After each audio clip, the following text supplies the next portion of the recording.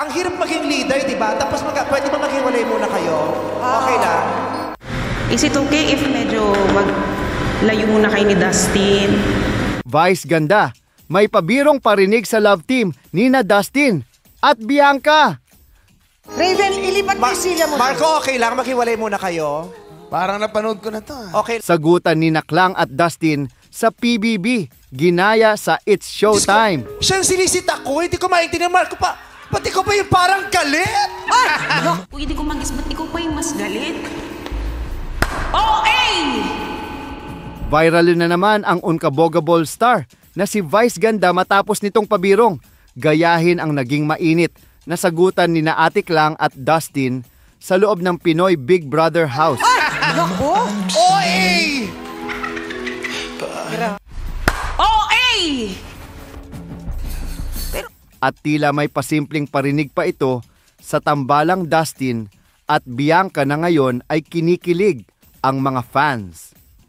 Sa isang segment ng It's Showtime, biglang ginaya ni Vice ang iconic walkout moment ni Ate Klang at ang pagbitaw nito ng linyang ang OA na mabilis na nagtrending matapos ang episode ng PBB.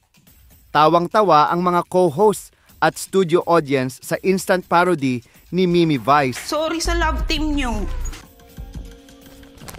Sorry sa love team nyo, ha?